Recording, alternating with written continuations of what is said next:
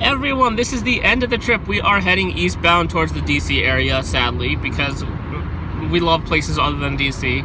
I'm here with the Head Hauntress, Liz, and the woman in the back is the evil genius. Wave hello. Okay, and we are talking about, this is the big question is, did I like what I saw? And, you know, what did I think of horror? I think that I had a lot of genre bias to overcome. For example, my dad, he thinks that animation's for kids. So anytime he saw me watching Looney Tunes or like Futurama as a teenager, he would be like, why are you watching cartoons? And I have to explain to him that you can actually do a lot of sophisticated things with cartoons. You can do things with cartoons that you can't do with anything else.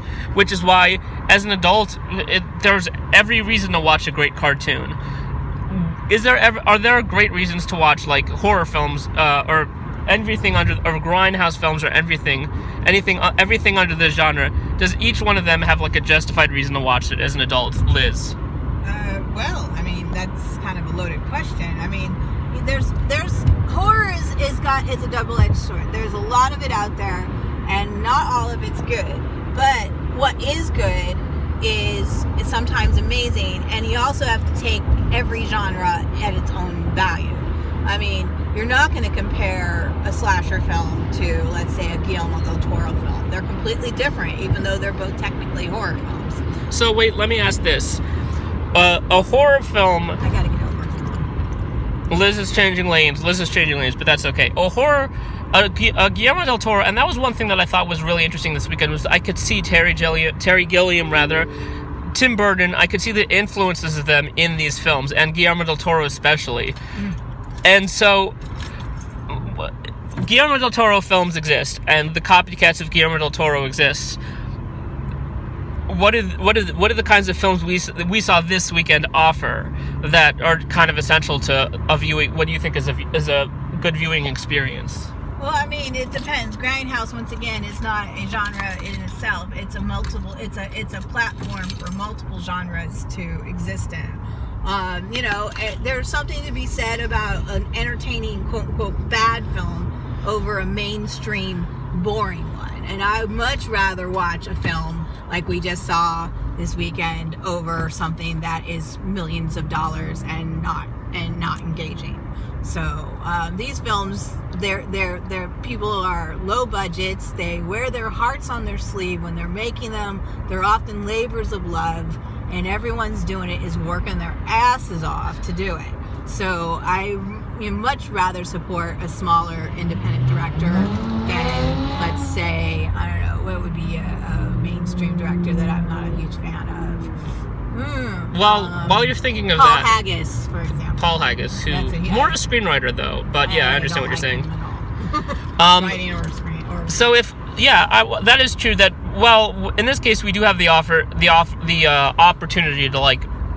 to thank and talk to people. Like, we had lunch with that cinematographer friend of yours, Nick. Was it Nick or Nathan? Nick, who was talented, and he works a day job, and he... A lot of them still keep their day jobs. Was able to, you know, and these you could certainly feel in the low budget realm. At the same time, I also noticed that we enjoy it. I felt like we were laughing ironically at certain parts of the movie that is kind of a celebration of, like, this is wrong, this is too much, or something. Like, I feel like we're celebrating a little bit of the taboo or a little bit of things that are wrong. Well, that's what Grindhouse does. It does celebrate things we're not supposed to like to watch, quote unquote, things that are taboo. Like you're watching the excessive nudity here, that excessive shot, or that excessive gore shot, continue on I-66. Or that excessive, like, pile-on of really bad language, you know, or something like that. It's like, you know, which can be regulated too heavily in the regular industry. Well, it is a celebration of having fun. I mean, most of these films, with one or two exceptions, were not dramas at all.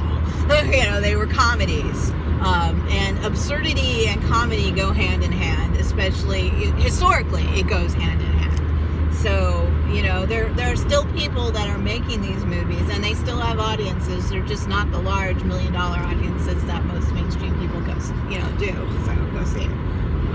And you wanted to ask me a question. What was that, Liz? I was like, well, of what you saw, what were your favorite like filmmaking, not just the movies themselves, but which ones had the best technical aspects, which ones were the most entertaining, which one you generally actually thought was a good movie.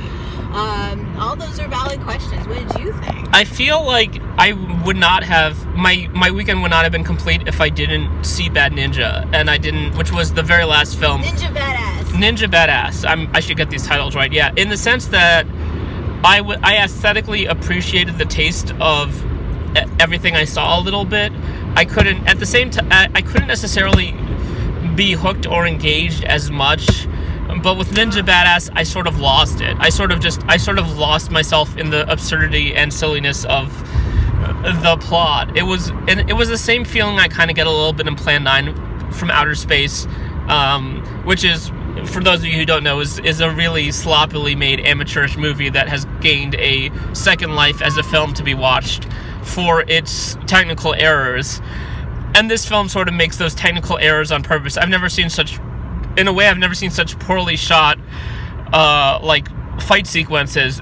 Yeah, they weren't poorly shot at all. They're very, very sophisticated, but they're meant to look like a bad film, which is kind of amazing. So yeah, so to me, I think that I felt a lot of joy. Now, the other big film I saw was the Mother Noose, which is a film that Liz will gleefully defend because so many of her friends are in it. I'm a little biased, though. Yeah, and that film I think had its moments too. I think there was an eye, and that, that's the director. There was a vision. There was a through line, especially with that actress. What was the name of the actress?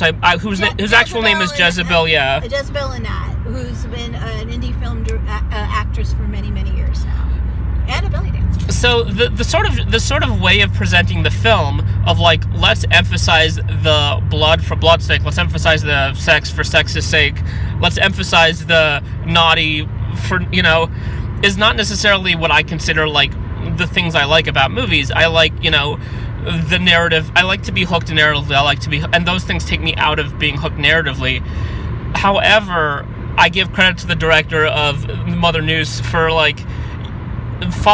having a vision. I think there was a pretty coherent vision and a way of telling the story, and then there were just nice moments in terms of storytelling. I think also in terms of the twists, a lot of the twists ended with knife to the throat, and I was like, okay, I kind of know how this one will end. So at a certain point, we also saw a lot of shorts. I really liked the first one with the laundry dumpster divers. I think it was medical dumpster divers. Medical dumpster divers. It reminded me of a certain Norwegian expressionism. There was also one in the second block that preceded the Mother Noose about where it was a very 80s party-ish film. Oh, the cold-blooded one. Where the girlfriend turns her ex-boyfriend green, I think. Yeah, into a snake. Yeah, it turns it into a venomous reptile.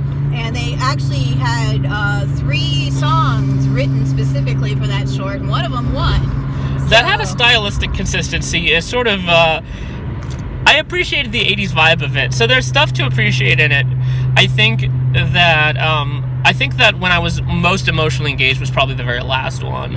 What about you? I guess, what did you like the whole weekend the most? The whole weekend, I thought you didn't see much Bad Girls, which I thought as a technical film was the best. Best editing by far. And the acting wise, I would actually say my friend Richard's movie was the best acted film. But I really enjoyed a lot of the shorts. There was a lot of animation this year, lots of stop animation, which excites me that young filmmakers are actually embracing old school stop animation over computer CGI animation, even though we saw plenty of that too. But, there's a lot of young directors that are going old school with their practical effects, with their editing, with their visuals. There seemed to be a lot of 80s vibes going on. There was a lot of random pig shots, which I thought was funny. In 3 different films, there were random shots of pigs. I think that pigs are in. Maybe it's the year of the pig, like on the Chinese calendar. I don't know. I think it's dog. Did they actually get the pigs? Huh? Did they actually get an actual pig for the movie, or did they just It depended. A couple of them were stock, but one of them had a pig in it. Yes, and the pig got credit, I noticed. That is good, yeah. So, yeah. Hey, Liz, why don't you do the sign-off? Well, this is the Head Hauntress. You can find me on my own podcast, which will broadcast next week on Wednesday. Where I will be a guest. It's called Archivists Bet on Sexy Witches. Yeah, Archivists Bets on Sexy Witches.